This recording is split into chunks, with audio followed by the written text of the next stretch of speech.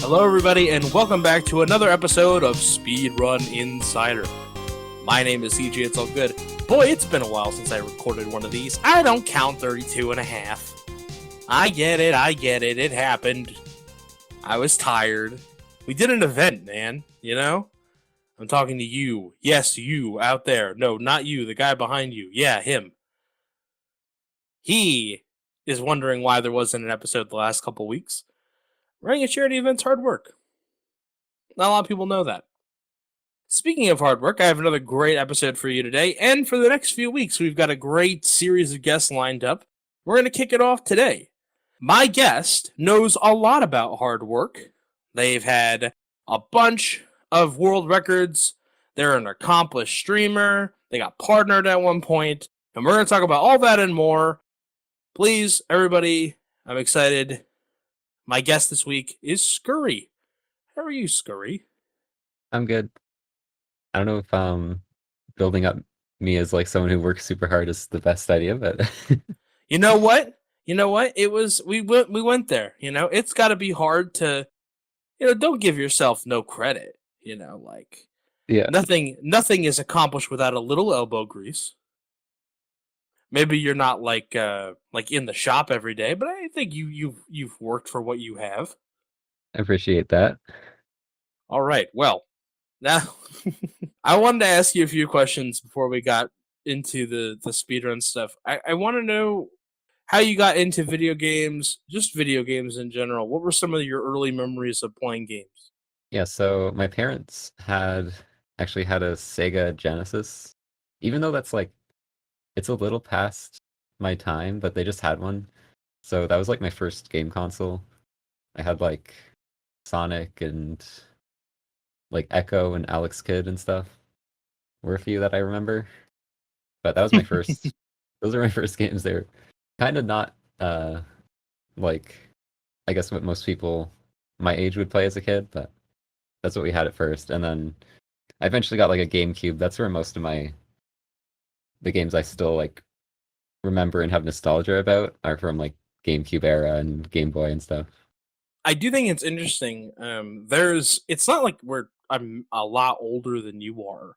I think I'm only, 3 or 4 years older than you are.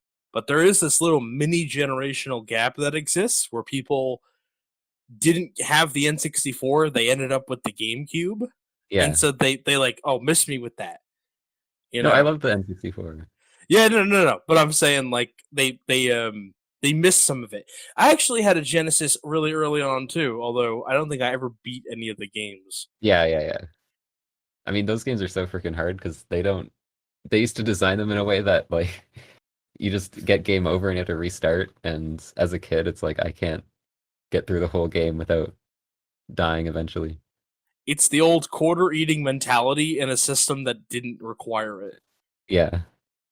I was talking to someone next week's guest that I have on plays Sonic. She speedruns it, and I was talking to her about it, and I was like, I don't think I've ever beaten it.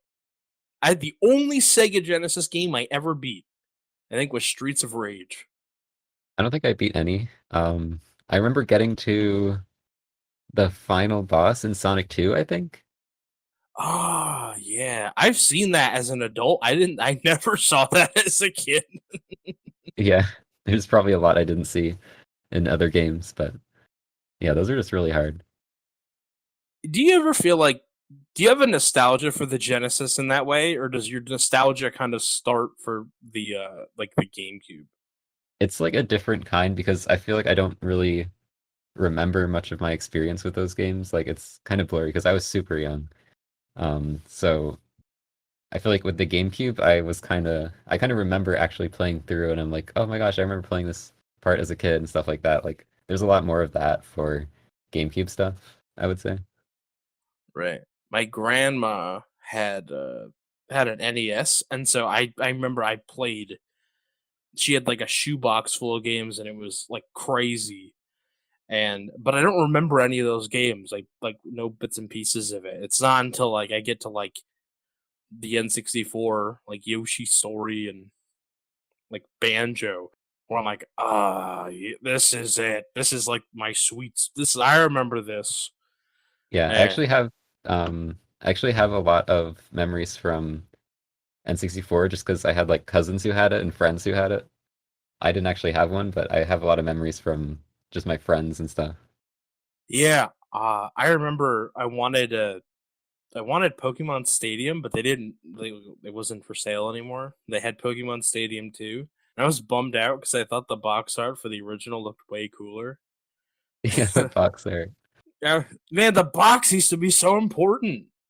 As a kid, it's just like you just care about that a lot, even though you don't even really see it at all after you buy it. How many games when you were younger did you buy based on the box or like the guide or whatever, and they ended up just being garbage? Um, I feel like not a whole lot because a lot of the games I got were games that either my friends had or that like my parents just got, and they would just get the ones that were like Nintendo Choice and stuff that like we knew were good games, I guess. You you missed out on a rite of passage of the pitfalls of buying licensed games or having licensed games rendered unto you. I thought the box the cover art for like Nicktoons Party something like was the shit, and so did my mom. That game is like basically a food fight simulator, and then there's nothing else. Yeah, I got pretty lucky. Pretty much one of the only like licensed games like that I got was Battle for Bikini Bottom, which is actually a good game. Oh, what the hell? You're like the guy who like walks through the demilitarized zone with like your arms out. Oh man.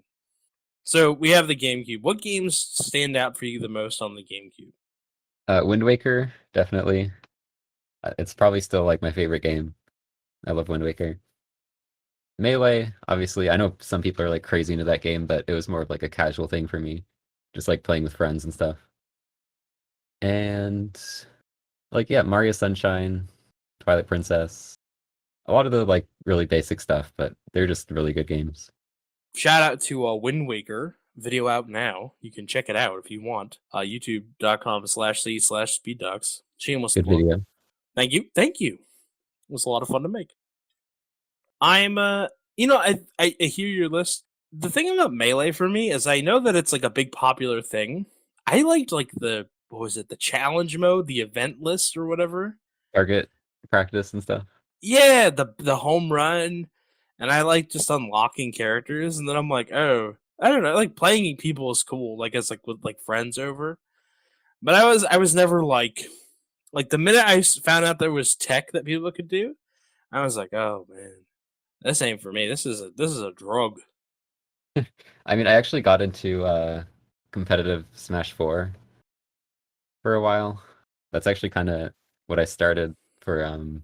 It's the first game I made any money in. Like, I didn't make a whole lot, but I made a few bucks, like in locals and stuff. So I found that with other fighting games, but it wasn't for Melee. I don't want to come off as anti esport. I feel that way about like Smush. I kind of like Ultimate a little bit.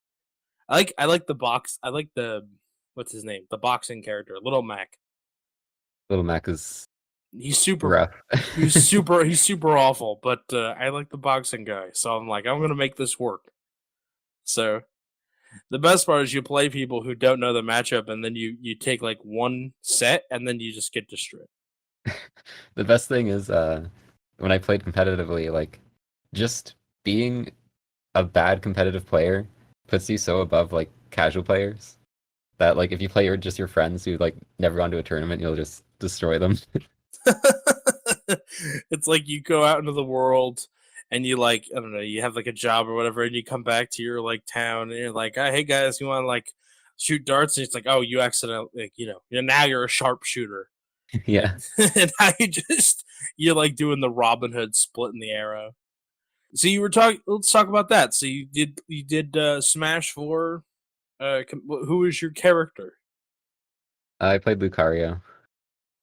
That's a that's a dog one. Yeah. I don't know. I'm awful, man. I'm awful. I'm sorry.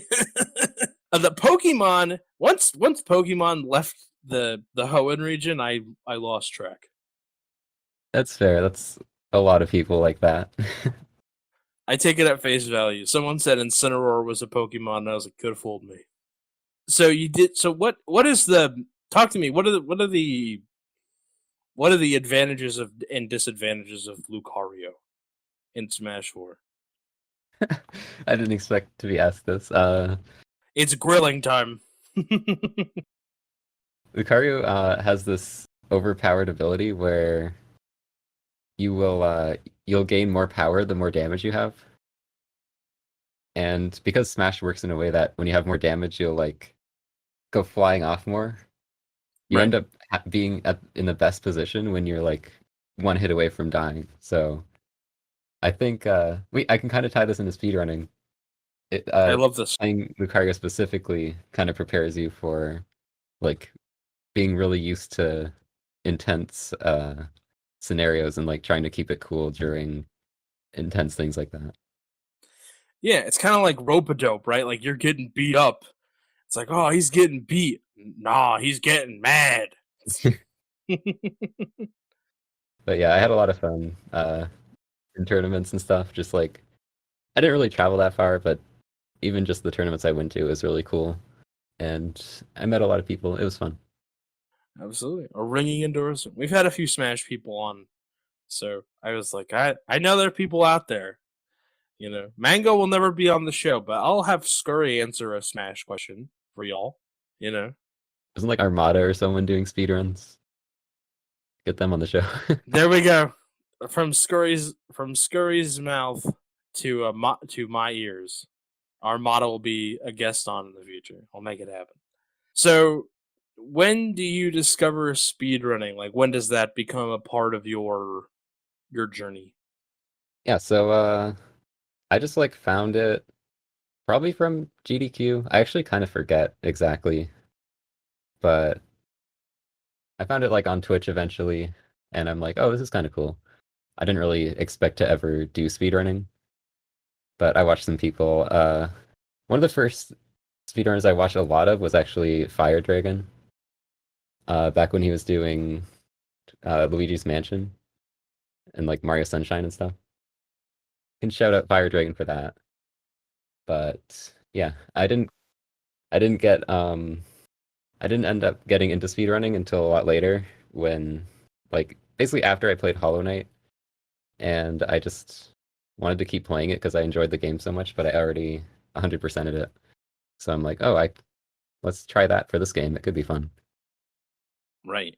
So, to peel the curtain back a little bit, we met during the production of the Hollow Knight video that we made. We made a video about true ending, no major glitches. But I believe, if my memory serves me, you cut your teeth in at 80%. I don't know if there were major glitches at the time that you ran it, but your speedrun.com profile says no major glitches.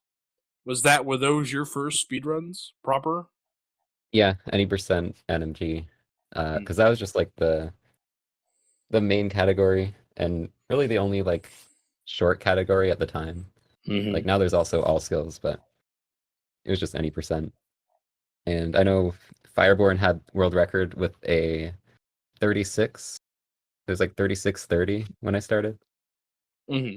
I guess explain a little bit about what Hollow Knight is as a game for people that don't know. Like, what kind of game is Hollow Knight? Yeah, so it's a Metroidvania. I feel like that genre is kind of it's used in a lot of games that are a lot smaller in scope than Hollow Knight. Because like Hollow Knight's a huge game. Like it's an indie game, it's a Metroidvania, but there's just a huge amount of content and it just has really interesting combat and like just map design and stuff. Like there's a lot of different ways you can go about things. It really opens up a bunch of different routes and ways to like finish the game. So yeah, I think it's definitely worth checking out. I think a lot of people who like Nintendo stuff are also end up being big fans of Hollow Knight. Which came first for you? Did the streaming come first, or did the speedrunning come first? I did like a decent amount of runs without ever streaming. So I think I was already like sub 40 minutes, and then that's when I started streaming. Did you stream because you wanted to stream, or you started streaming because it was a better way of recording your runs? I've been watching some people stream, and just wanted to try it out, I guess. I didn't think it was going to become a big thing for me. I was just like, I'll try it out, and I ended up having a lot of fun. Yeah, for sure. So, what are the? I know that any percent. We didn't really talk about it in the video because it wasn't a video about any percent. But what are the things in any percent that kind of make it fast? Like, how do you actually get through the game in? I don't know what the world record is right now. I could vamp and ask. I could vamp and look. I'm gonna do it. How do you actually get through any percent without glitches in 30 minutes? Is that because of how open the game is for routing? So that's definitely a big part of it. Like there's a pretty major sequence break to get into the right side of the map super early, which is the shade skip. But it's really mostly just, yeah, how open the map is and how little things you actually get. Like the game lets you get to the end of the game with really little equipment compared to what's in the actual full game. So that's kind of why you can beat it so fast. And obviously just a bunch of strategies and discoveries from people. What's your favorite category? Uh, it changes a lot. I'm always like, this is my favorite category, and then I get tired of it. I'm like, I hate this category. All But right, we'll use this as a time capsule. What is your favorite category right now? oh no. I haven't been doing much serious runs, so it's hard to say. I guess right now I'll just say true ending because that's what I'm running right now. And I'm not like completely hating it. And true ending is instead of ending at the Hollow Knight, you have to what's it, the Dream Nail? You have to Dream Nail the Hollow Knight and then fight the big glowing thingy. Yeah, so there's like a ton of different bosses that you have to do in order to get the requirements for the true ending. And it's like there's a true final boss that you have to do after that. So you talked a minute ago about your stream and how you kind of just wanted to try it because you obviously you said you watched Fire Dragon and maybe some other streamers. You're doing your speedruns offline, you're uploading them, and then you start streaming. Do you remember like what was an average stream for you when you started? How many people showed up? I mean, like anyone starting, like just a couple people. Maybe sometimes nobody was in the chat and then people would show up. But I did have, I eventually pretty quickly got like a few people, like 5+ people, just because I already had like a decent time in the run, and there wasn't a whole lot of people streaming speedruns of the game at the time. So it's like, oh, this person has a decent run and they're one of the only streamers, so it wasn't too hard to get like a few people watching, but yeah, definitely like below 10. One of the hardest things, and I tell people this, like the happiest day of my life was the day of my life I decided I didn't want to pursue streaming as anything resembling a job because the worst part about streaming is when nobody's there. Yeah, There's the when you're streaming to nobody, like that's what you have to really overcome is the streaming to the empty room. And it's really not an empty room so much as you're screaming into an ocean that has, you know, hundreds of thousands of people also screaming at the same time. And that's a really hard thing for some people to do. It's a big discourager. But the day that I put that aside, I never felt more relieved. I just kind of just like wrote it out. Like streaming was like an auxiliary thing. yeah. I'm interested in so let's say, hey, a couple months go by, you have 10 people watching, 10 to the teens. How do you approach streaming to that many people? You know, what is the mindset? Is it like you're just hanging out with your friends? Is it like a small community? You guys have like a little like you like your buddy club? Like what is that feeling like? Yeah, it's definitely a lot like it feels a lot like you're just streaming to friends because especially when the people who are watching are like always in the chat and stuff. And it's kind of like you're having a conversation with just a couple people, and I can definitely equate it to like times where I'd be playing a game, maybe in college. A few of my friends would just be like watching me play and stuff. So it's definitely that kind of feel. I would say that I still try to kind of make it exciting the whole time. Like I don't want to be like not talking or anything because I just think, you know, it helps to like try and grow as even when you don't have much people. If you're like being entertaining, then that's still good to everyone who's watching. So still trying to put a bit of effort into that. For sure. I always felt like, you know, it was always my friends that showed up, and when anyone else showed up, I was like, "Are you lost? Like, who are you? You just found me?" I almost treated people that showed up to my stream that I didn't know or weren't someone's like friend of a friend. Like, are you like spying on me? Like, why are you here? I always got like really like defensive about it. I don't think I felt like that, but Oh, yeah, for like sure.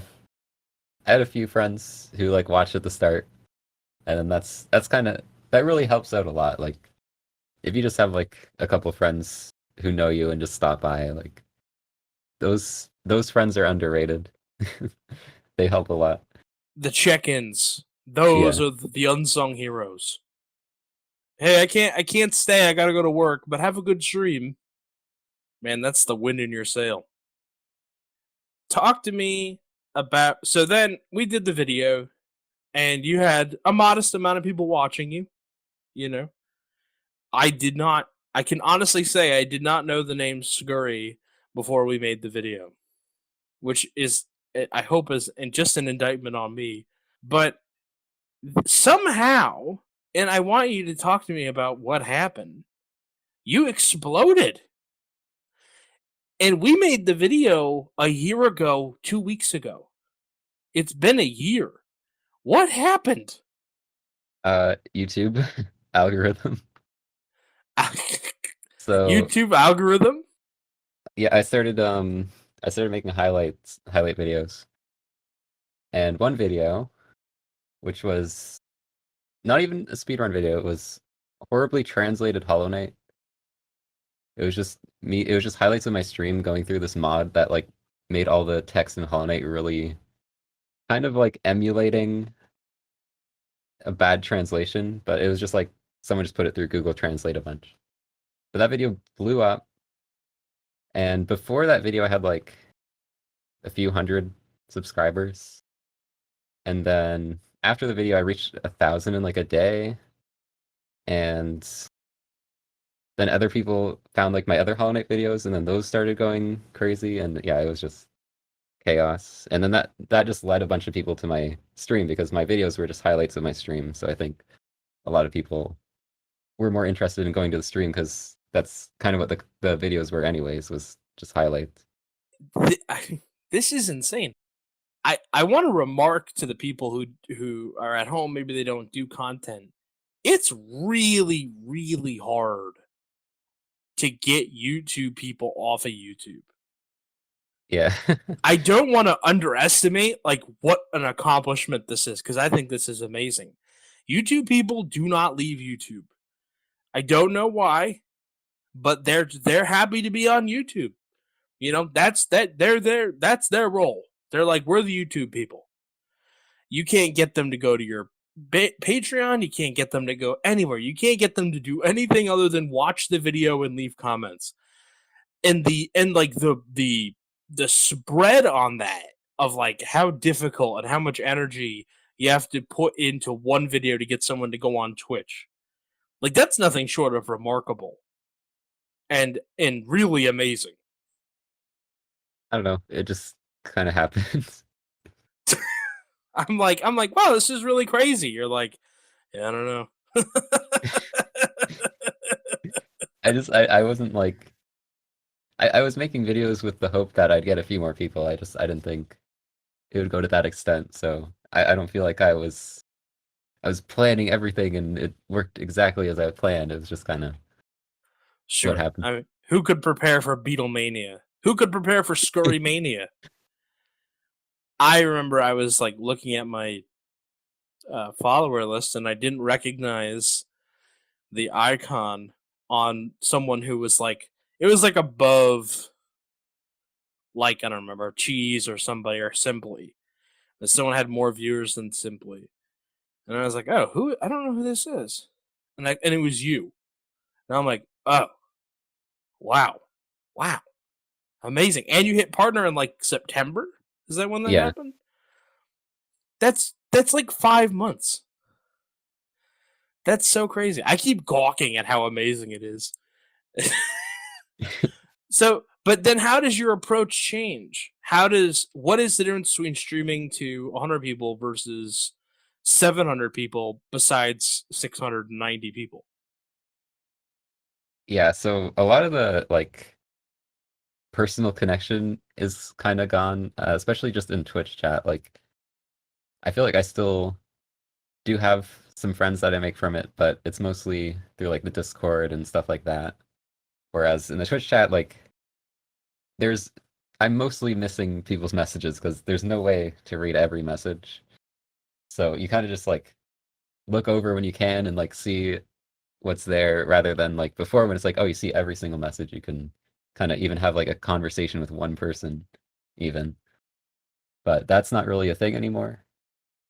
But I think it's still really enjoyable. Like a big thing about it is that you can stream without worrying about nobody showing up.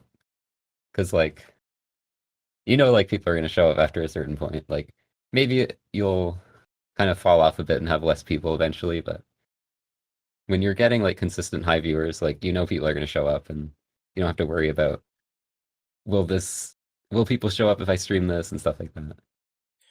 Do you feel like it offers you more creative freedom?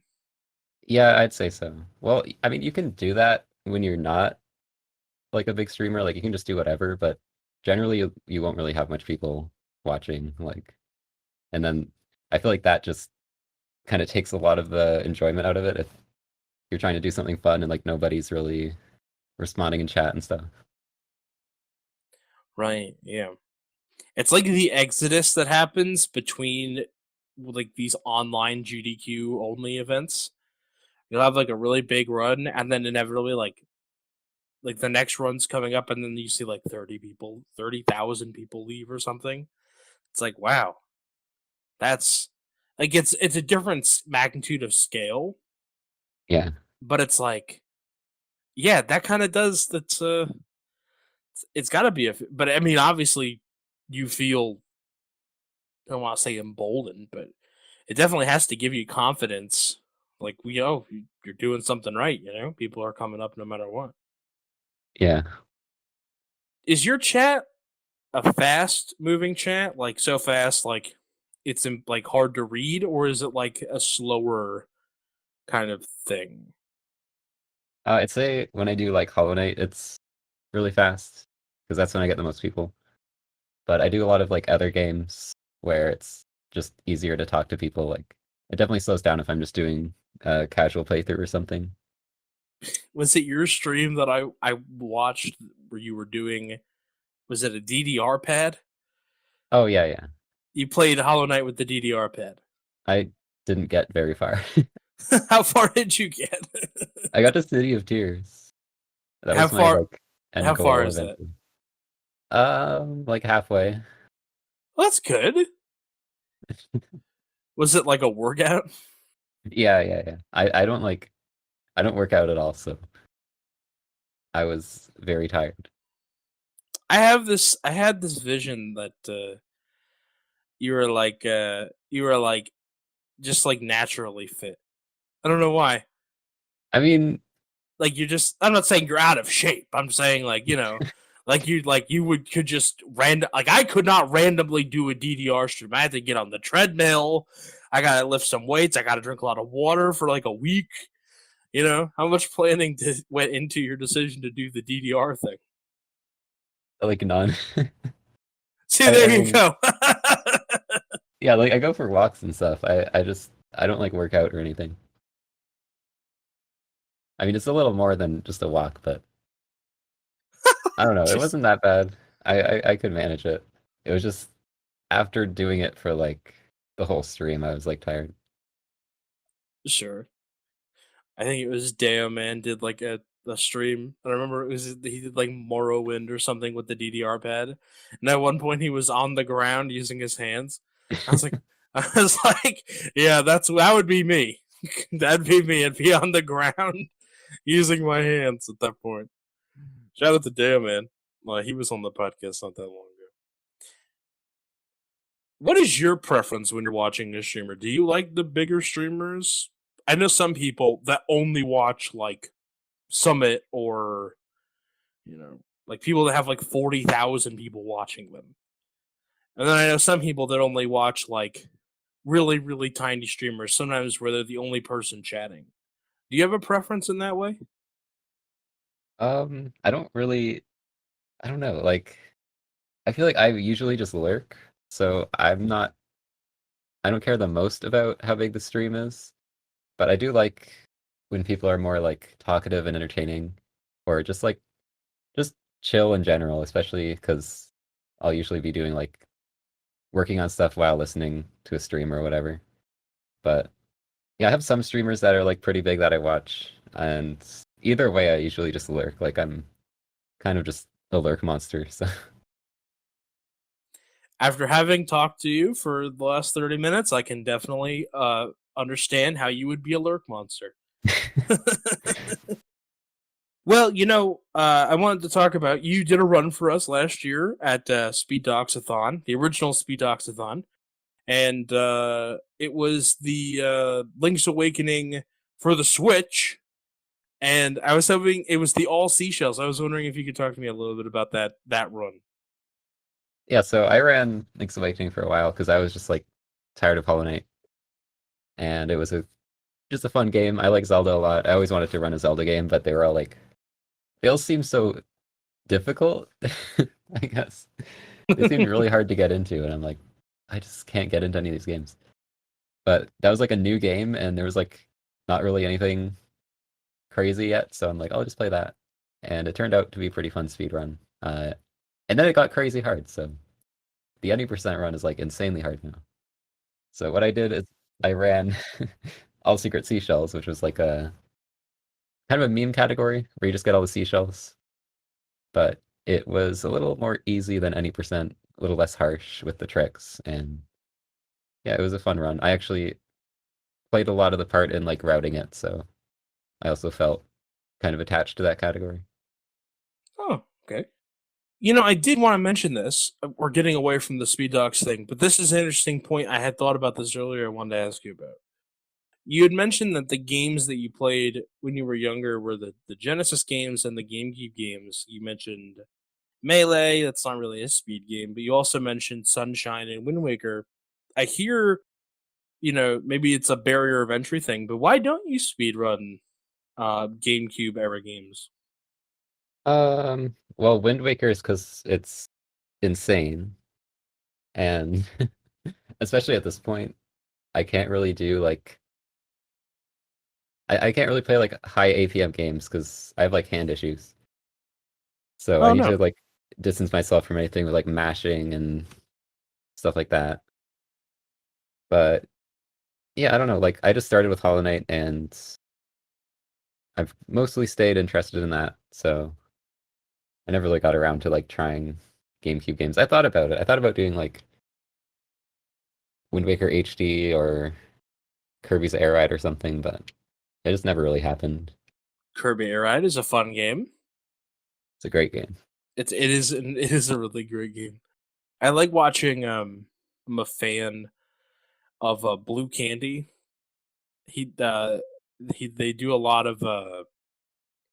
like really really long categories, and one of the ones that they did for a long time was it was the city trials, but it was like 100%.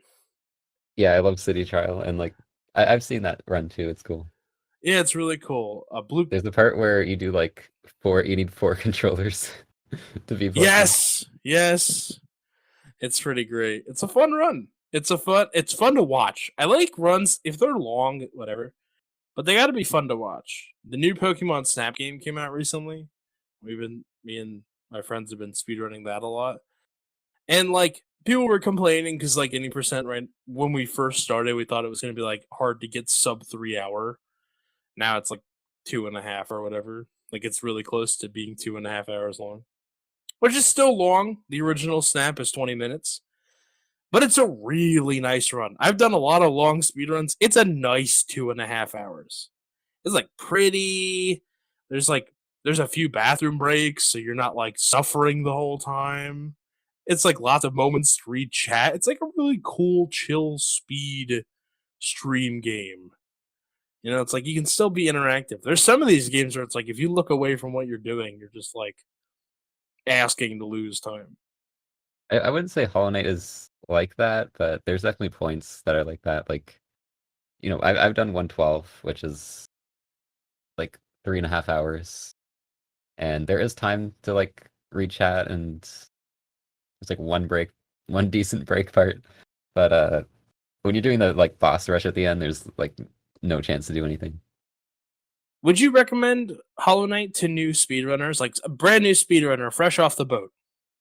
Like, when was my first speed game going to be? Would you recommend Hollow Knight as an option? Yeah, if you like the game, you could do like any percent or all skills are both not that difficult. There's not anything like crazy frame perfect stuff you have to do. Doesn't Hollow Knight also have like a really like active casual community? Yeah, I think that's kind of a big reason why um that's kind of a big reason why I guess I've been successful with just doing content of it, is because there's a really big casual audience and there's not a whole lot of people making content on it. Like I feel like like people making like Mario and Zelda and stuff, there's a lot more people doing that than Hollow Knight, but Hollow Knight still does have a huge audience, so I feel like that's kind of really helped me succeed in making content because there's just less content creators really. I went back to your YouTube channel really quick. This video has 1.3 million views. The most cursed randomizer? Yeah, that's just randomizer highlights. I don't know what happened to that video. I love how nonchalant you are. I love it. It's one of the things that I love most about you in this conversation. It's like, yeah, I don't know. It just happened. I didn't do anything special. It's like it just happened. Oh, okay. I wish a million view would fall into my lap. It's really, and then it's just like this. The thumbnail. I'm gonna describe it.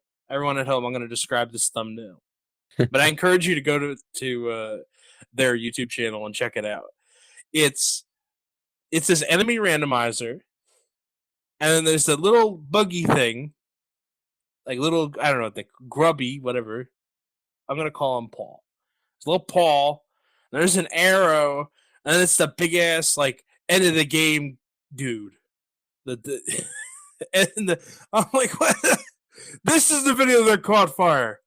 That's amazing. The arrow is just MS Paint. I love it. I love it. This is like that story that like will make the perennial story of like the kid that makes the lemonade stand and like some like basketball player comes up and drops $1,000.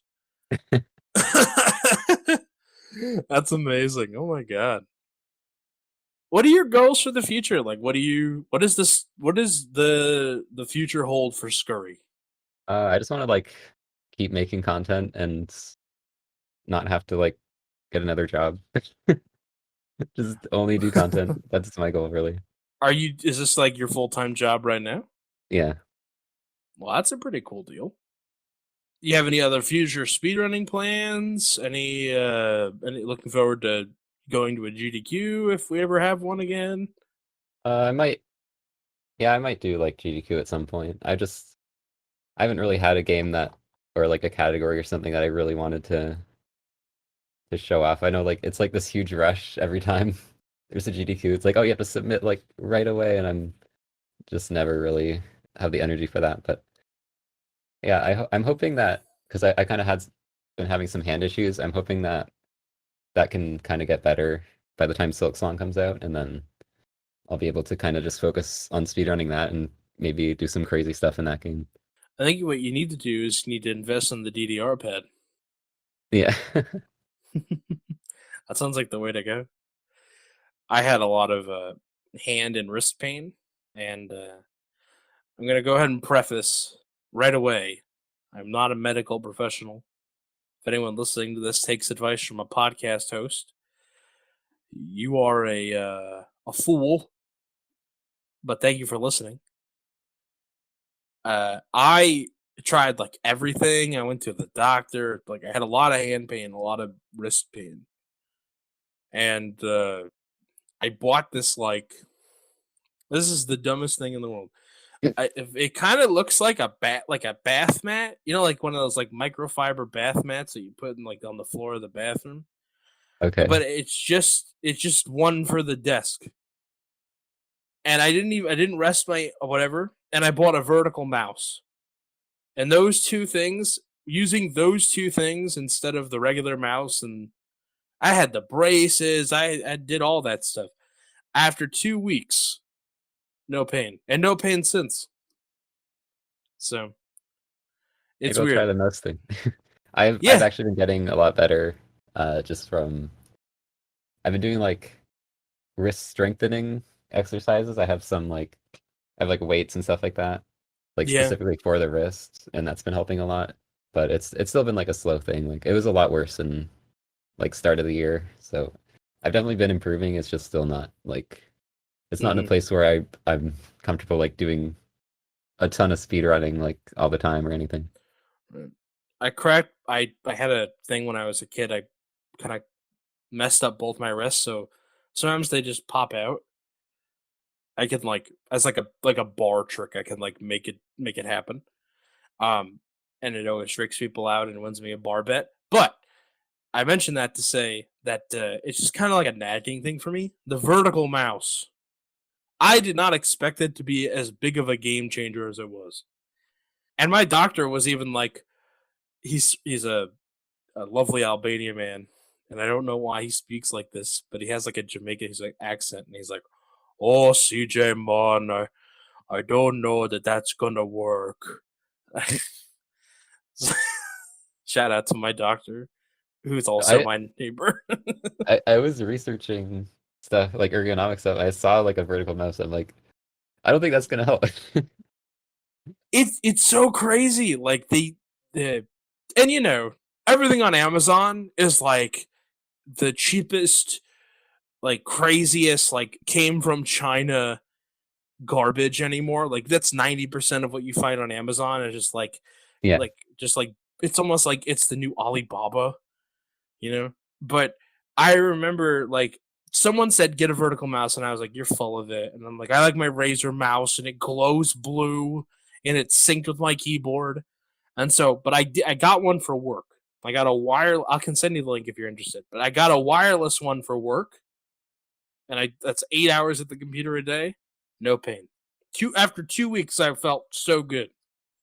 So I'm not naming the name of the product on the podcast because I don't want people to rush out and support this awful mouse company. not But sponsored. not sponsored. No, you know, paid somebody 11 cents to make 100 mouses that day. But thank you, mouse, for making my wrist feel better.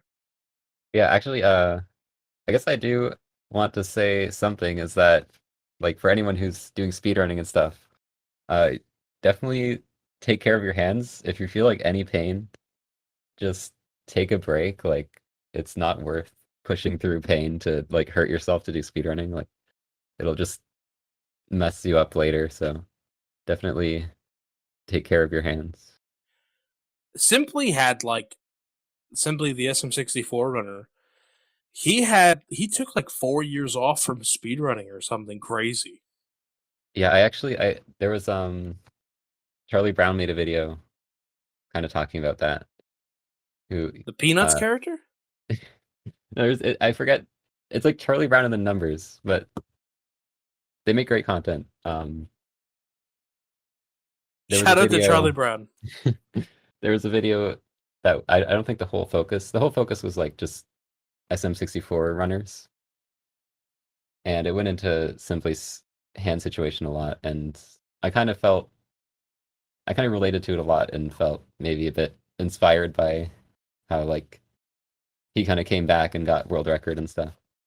Yeah, I remember he made a video and it was explaining what he did and his process and how the pain was mental. I get really weary when people start saying things like it's all mental and whatever. Like surely there's a component of like health which is like if you don't believe that you're going to get better, like maybe you won't get better. But I also don't like that cuz it's like, well, there's people that are in a lot of pain that really wish that the pain wasn't there. Like I have a friend that has really bad back problems and I'm like, does she not think the pain away enough, you know? So I get a little weary about that, but he talked a lot about like mentality and stuff, and it is interesting. If nothing else, if it's not factually accurate or whatever, it's unique to his experience and it's relevant. It is interesting. So I think there's I'll put it in the description of the YouTube video if anyone wants to check it out. It's like a highlight on his Twitch channel about his hand recovery. It is really interesting though. I'd say personally, I haven't really noticed mentally like helping at all, but it's different for everyone, I guess. All right. Well, that's going to do it for us today. Thank you so much to my amazing guest, Skurry, for joining me. Really appreciate it. If you want to follow Skurry, you can follow them on Twitch. That's twitch.tv/Skurry Please, PLS, or Pools. I don't know how I'm supposed to pronounce that. I just say Skurry. But if you need till the end, it's PLS. Same thing for Twitter. That's at Skurry, SKURRY, You can check out their speedrun.com profile. That's just Skurry, SKURRY. And then on YouTube, where all the magic apparently happens and the algorithm catches fire. That's youtube.com/C/Skurry, SKURRY. And if I had to recommend a video, I really enjoyed Hollow Knight Randomizer with Guns. So you should really check out that video. It was really fun to watch live. I think the highlight's going to be really fun. And yeah, Skurry, thank you so much for joining me. I really appreciated it. And I hope everybody at home just keep doing what you're doing. Like, subscribe, comment, download, do what you do. That's all I ask you to do. That's all I'll ever ask you to do. And we'll be back next week with another exciting guest. Thanks for having me. Bye-bye.